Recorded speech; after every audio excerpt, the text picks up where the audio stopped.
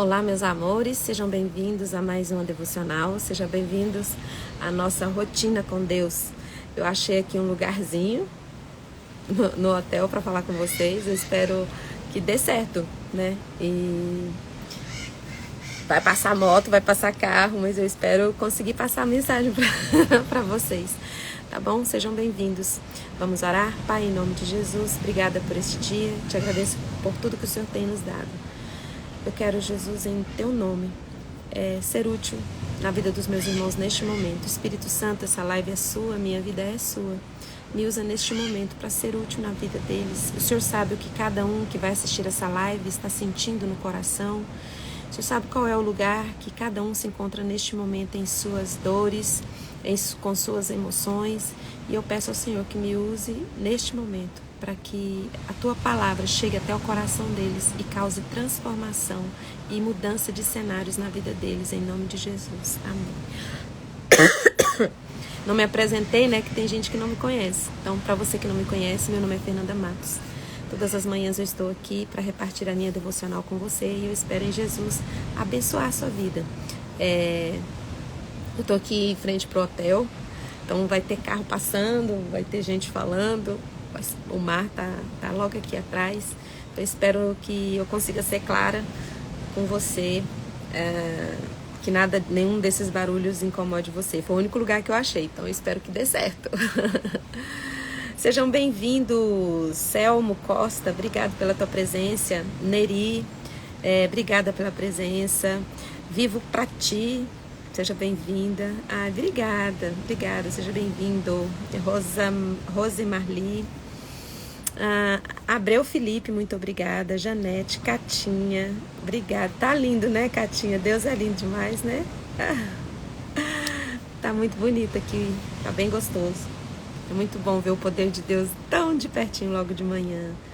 Obrigada, gente. Que Deus abençoe a vida de vocês. Vocês que estão aqui na outra rede, pode tocar na tela, que quanto mais vocês tocarem na tela, essa live ela é divulgada para mais pessoas, tá bom? E para você que está no Instagram, quanto mais você apertar o coraçãozinho, mais o Instagram divulga para mais pessoas essa live, tá bom? Então vamos lá. Hoje eu quero falar com você sobre chamado.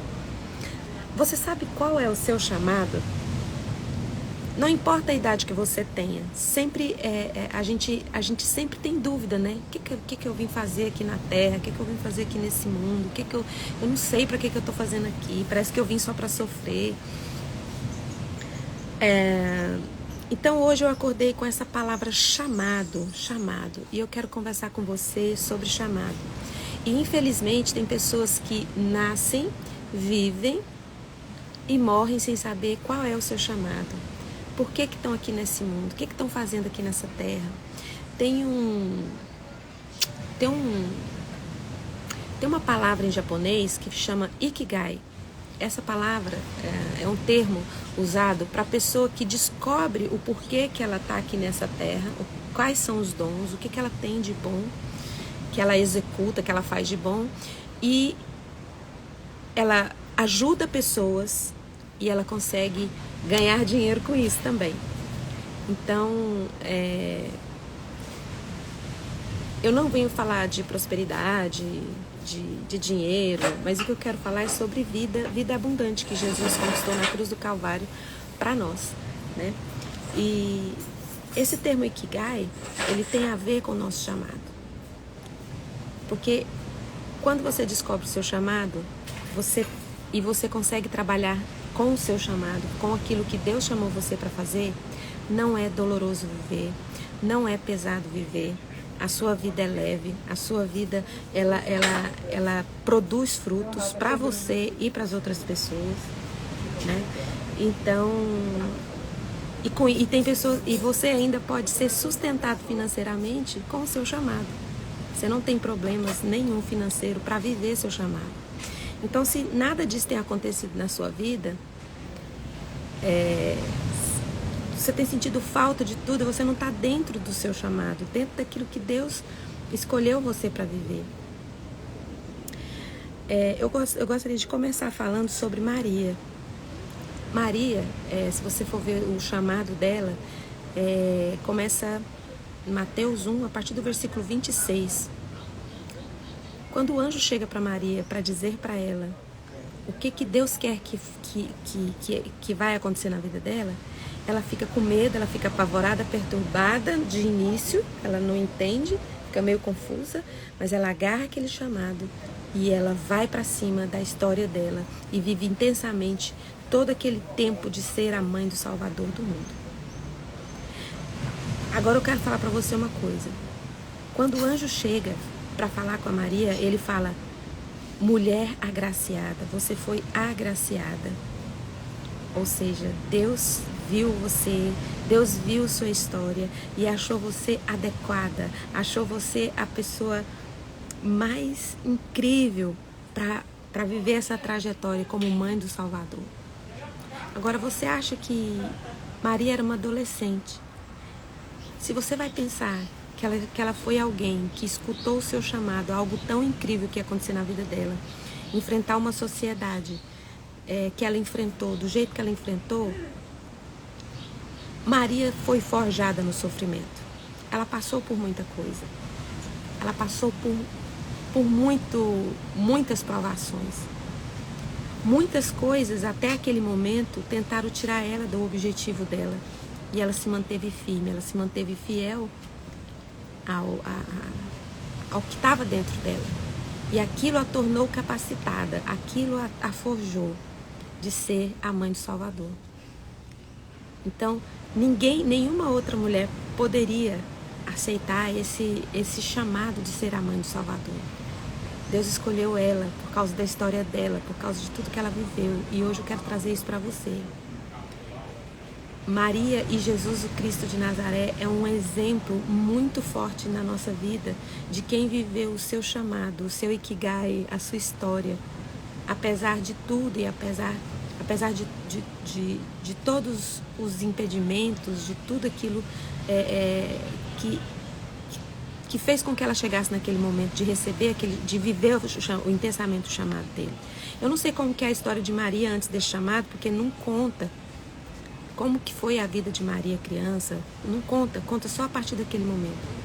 Mas para uma mulher adolescente aceitar o fato de ter que enfrentar uma sociedade e ser mãe do Salvador, para ela como adolescente, que adolescente é a fase que a gente tem mais dúvida de tudo, de quem a gente é, para ela aceitar é porque ela tinha muita segurança na fé que ela tinha no Deus que ela conhecia. E essa maturidade, ela é forjada no sofrimento. Com certeza Maria sofreu muito para chegar até aquele lugar, para ter a maturidade de assumir tudo, dizer eu vou viver isso, eu creio, eu sou agraciada, sim, eu sou abençoada, sim, eu vou viver minha história. E quando Jesus nasceu, se você for ver as perturbações que teve, a vida de Jesus foi ameaçada desde o ventre da mãe. Desde o ventre da mãe dele, a vida dele foi ameaçada, esteve em perigo. E assim a minha vida é a sua. Todos nós temos um chamado, todos nós temos um propósito. Lá no Salmo 139, a partir do versículo 13, Davi fala: tu criaste no íntimo do meu ser e me teceste no ventre da minha mãe. E a partir dali, Davi fala que Deus, ele trabalhou na vida dele desde o ventre da mãe dele. Mas o que você precisa entender é que o inimigo das nossas almas também trabalha para nos roubar, matar e destruir as nossas vidas. Por quê? Ele quis destruir Jesus lá no ventre para que ele não cumprisse a história dele. E você é a mesma coisa, eu e você é a mesma coisa. Deus tem um plano para a nossa vida, Deus tem um chamado para a gente viver nesse mundo. E esse chamado é forte e o inimigo das nossas almas sabe disso. E ele quer destruir, quer impedir que a gente viva o nosso propósito desde antes da gente nascer também. A nossa mãe engravidou, já vem as dificuldades. Então, o inimigo das nossas almas quer destruir, quer impedir você de cumprir o seu chamado bem antes, não é agora, bem antes de você nascer. Só que Jesus veio, superou toda a dificuldade ali de ser impedido no seu propósito e todo o caminho dele, em toda a trajetória dele, Todas as vezes que quiseram impedi-lo, quiseram tirar a vida dele, ele falou, não, ninguém vai tirar minha vida, eu mesmo vou entregar, eu mesmo dou a minha vida. Então, falando sobre chamado, eu queria ler para você Efésios 1:18, que diz, Paulo estava dizendo, oro para que os olhos do coração de vocês conheçam a esperança para a qual ele os chamou, as riquezas da gloriosa herança dele nos santos. Paulo estava escreveu essa carta para Éfeso. Éfeso era uma cidade, era a cidade mais importante da Ásia Menor naquela época. Hoje ela é conhecida como Turquia, porque lá em Éfeso tinha um porto. E esse porto ele tinha acesso a 2 rios, ao Egeu e ao Cáspio. Então todo mundo que precisava do comércio ali tinha que passar por aquele porto. Então, Éfeso era uma cidade próspera, mas também era uma igreja fiel, uma igreja que também era próspera. E Paulo falou, eu oro para que vocês vivam o propósito de vocês, para que Deus abra os olhos de vocês, para que vocês vejam, olha a oportunidade que vocês têm. Olha, vocês são uma cidade importante, vocês são uma cidade onde pessoas de vários lugares, várias línguas passam por aí e têm a oportunidade de passar por vocês e receber de vocês o que vocês têm do céu para entregar. Então Paulo falou, olha, eu oro para que os olhos dos corações de vocês conheçam a esperança para a qual ele os chamou. Então Deus chamou a mim e a você para a esperança. Então quando você olha para a sua vida e acha que você não tem nenhum chamado, acha que você não tem nenhum dom, não sabe o que veio fazer aqui na terra, eu venho trazer para você que você é portador da esperança. Você carrega a boa notícia do céu, através do dom que Deus colocou na sua vida, do dom que Deus colocou no seu coração. Aí você fala assim, tá, mas então me fala aí, Fernanda, o que é meu chamado? Aquilo que mais arde no seu coração. O que mais te dá indignação? O que mais te deixa indignado? Isso é seu chamado. Porque o chamado de cada um de nós, ele vem através de um incômodo na nossa alma, de uma insatisfação de ver aquela situação. Igual o meu chamado, por exemplo, o meu chamado, por exemplo, eu sempre gostei de ajudar pessoas. Sempre gostei de ajudar pessoas. Então, assim, eu não podia ver alguém chorando, que eu corria lá, queria ver, queria ajudar. E eu sou uma pessoa que todo mundo que vem, que me conhece pessoalmente, tem liberdade de abrir seu coração. Então eu falei, e eu sou uma pessoa que eu gosto de ajudar pessoas. Então qual foi o meu impedimento de viver meu chamado? Porque eu achava que realmente eu nasci para ajudar pessoas, e aí eu pegava os problemas das pessoas para mim. Eu absorvia os problemas das pessoas. Todo mundo que eu ouvia, que vinha desabafar comigo, que vinha falar, eu pegava e sofria junto com aquela pessoa, mas sofria, pegava para mim o problema. Então, nós temos um chamado, só que nós precisamos aprender a viver esse chamado. Porque o inimigo das nossas almas quer que você viva uma vida vazia, sem propósito e sem direção. E Jesus, ele veio, ele pagou o preço, porque o que incomodava Jesus? A perdição do homem. Isso ardia no coração de Jesus. E ele veio resolver essa história. Ele veio resolver essa situação. Do homem longe do Pai, do homem longe de Deus. Por isso ele se entregou. E nada no caminho de Jesus, desde criança, parou Jesus. Nada parou ele. Mas o que para a nossa vida de viver o nosso propósito? Os enganos do nosso coração. Por muito tempo, eu achava que quando alguém encontrava um problema para mim, eu tinha que resolver. Então você imagina, quantas pessoas passaram pela minha vida, que contaram suas dificuldades, já pensou? Se eu resolvesse o problema de todo mundo, tava bom demais. Não tava? Tava maravilhoso. Eu já podia ganhar muito dinheiro com isso, porque eu estava resolvendo o problema emocional das pessoas. Mas não é isso. Aí, a partir do momento que eu entendi que o meu propósito, a minha função é ajudar pessoas sem absorver, sem pegar essa carga para mim. Porque a carga das pessoas são delas. Cada uma tem sua história, cada uma tem sua vida para viver. E eu não posso viver a vida das pessoas. Eu tenho que viver a minha vida, o meu propósito. Ajudar emocionalmente as pessoas sem sofrer junto desse jeito, né? Que às vezes a pessoa nem era parente, nem era nada. Eu via uma coisa, aquilo já me fazia mal. Então presta atenção no seu chamado. O que te indigna, o que te faz mal? Você fala assim, não, mas isso me faz mal, eu não quero ir nessa direção. É porque você está indo na forma errada, do jeito errado. Então, presta atenção nas coisas que você mais lê, nas coisas que você mais se interessa em ouvir, mas que muitas vezes angustia a sua alma, porque às vezes o chamado nos angustia, porque a gente não está sabendo viver ele da forma certa, da forma que Deus quer que nós vivamos.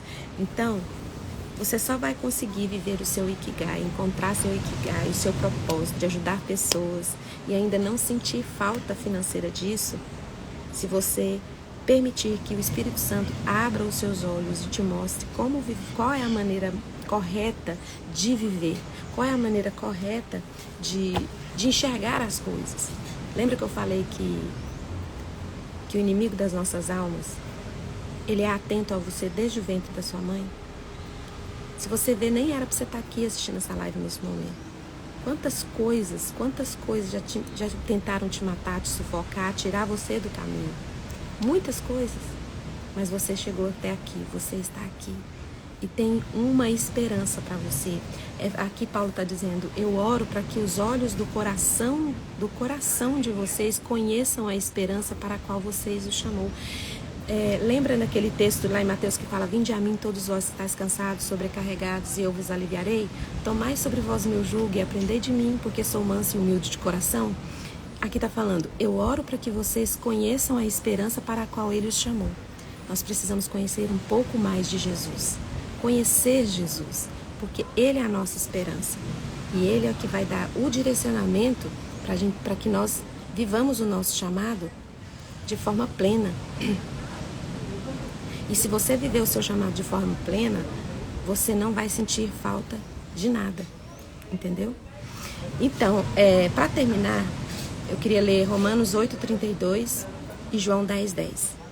Romanos 8:32 diz, aquele que não poupou o Filho, mas o entregou por todos nós, como não nos dará com ele e de graça todas as coisas? O Salmo 23 fala, o Senhor é o meu pastor e de nada terei falta.